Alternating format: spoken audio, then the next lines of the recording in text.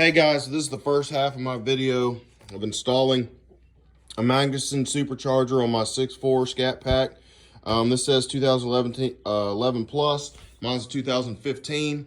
And the first half of this video is going to be tear down things that I ran into, as well as tech support I had to reach out to, and some little discrepancies you need to know about.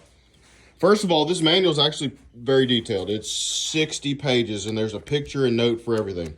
I'm just going step by step.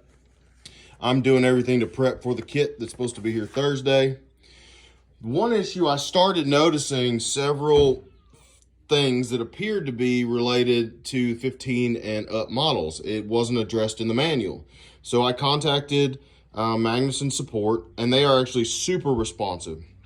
But there are differences. And what they told me was that for this kit, for the 5.7 liter, the manual has been updated, but this one has not. I think that's because a lot of people aren't doing this kit just because they're scared of boost issues on this, on these 6.4s. But I think with this low boost kit and a safe tune, there's another person on YouTube who did a similar install review, who did a really good job on an 11, and it's his daily driver, and it's lasted him years now. So I think it can be good and safe. But if you order this, you also need to download sections, which they also sent to me, out of the 5.7 liter model. There's parts of this that specifically say for newer model Challengers, things that I wasn't getting and wasn't understanding. For example, the fuse location for the intercooler pump is not accurate in this manual for anything 2015 and above. This is the accurate one.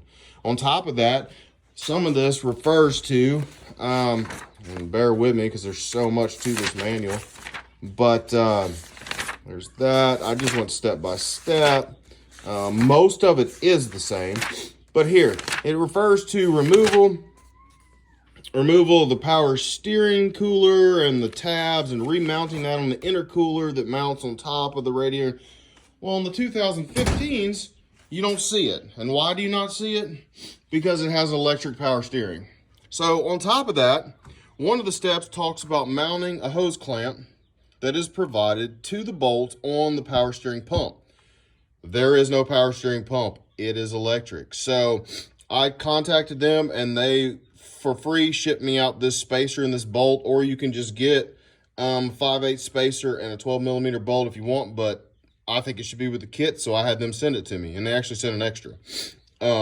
And I will say, while I had this off, I went in and replaced this belt tensioner, and this idler pulley was rattling a little bit, so I went ahead and replaced that. But so that is different. Two of the grounds on the back are not there on these models, so don't be confused when it talks about redoing that. I will say, as the other person on YouTube has said, pinning this crank, even with a 90-degree angle, is going to be difficult. And on top of that, I physically could not get my fan to go out through here as it stated. So I took the extra step, which is just not called for, and removed the actual metal bumper brace. So it's an extra like 8 bolts, and you got to knock off a couple tack welds, but it's totally worth it. Then you take 2 bolts out of the radiator / AC condenser, you move this out of the way, pull the fan out, and I'm gonna do the same thing when I pin it, put it back. You also got to remove the horns to get that out of there, but that's, once again, 1, 2 bolts. Not a big deal, I think, but it'll make your life way easier. I don't know yet. I'll wait and see if my Drake Performance strut brace, a removable strut brace, will fit over the top of that. I'm hoping so, and we're gonna see if my K&N Typhoon intake, it's sitting over here in this pile of stuff,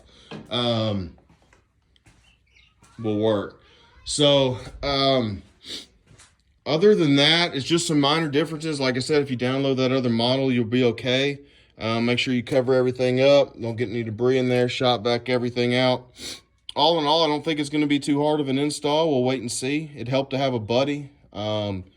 There's minor work you got to do underneath, but that really is just routing a couple hoses, drilling 2 holes, and getting the skid plate off. So I've had no problem doing it with just a set of ramps.